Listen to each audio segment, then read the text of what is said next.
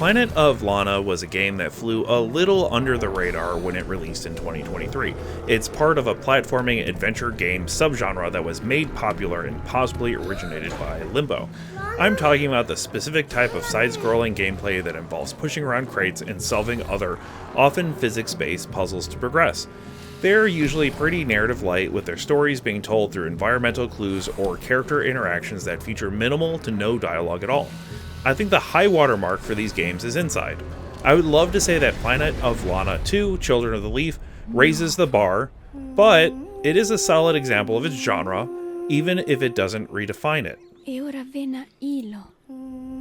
Planet of Lana 2 takes place several years after the first game. The immediate robot threat is gone, and the people have actually started to learn to use the leftover robots as tools to supplement their previously techno-absent lifestyles.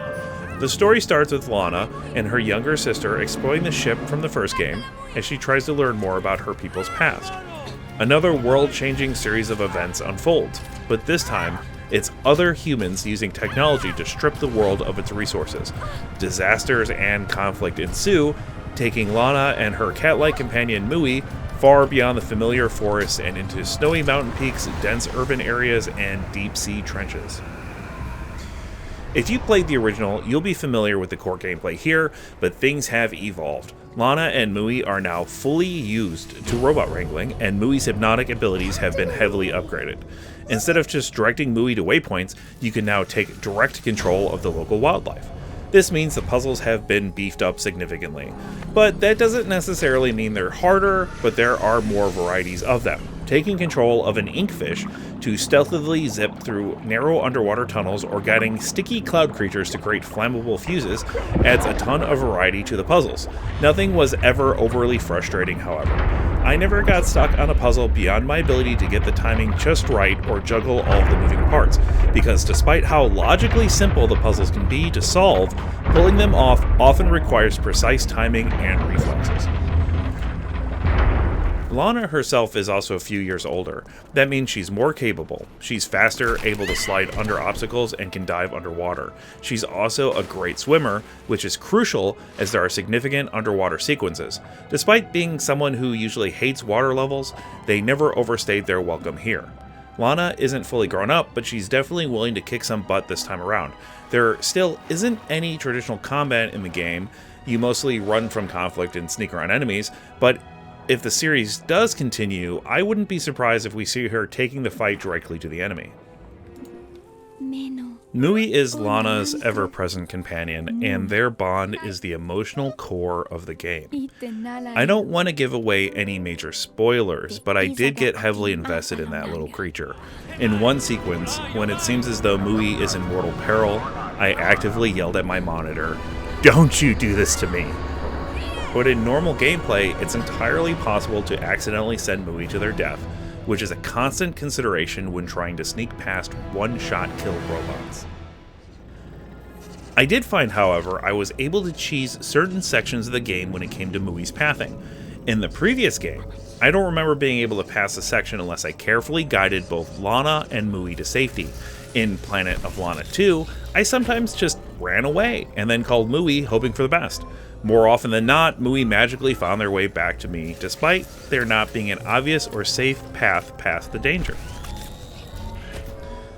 Narratively, one of my biggest gripes is that the main conflict of the game doesn't stem from the big catastrophic event like it does in the first game, at least not directly.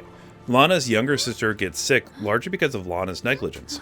Lana is reckless throughout the entire first part of the game, facing dangers with her sister and Mui purely out of curiosity and not out of survival or heroism. This leads to an accident that sets up Lana's quest to find 3 items from 3 different regions, and together those items will cure her younger sister. The overarching conflict affecting the world doesn't truly drive the story until at least 3/4 of the way through the runtime, after all of the MacGuffin chasing stuff is over. I realized during my playthrough why the story felt almost like a massive retcon, even though it's technically just filling in the details that were missing from the first game. The original game's ambiguity invited me to fill in the narrative gaps myself, and because I had unknowingly built up my own headcanon, seeing the sequel explicitly define the world was jarring. It's akin to watching a movie adaptation of your favorite book and feeling like the director completely miscast the lead roles. It just feels off.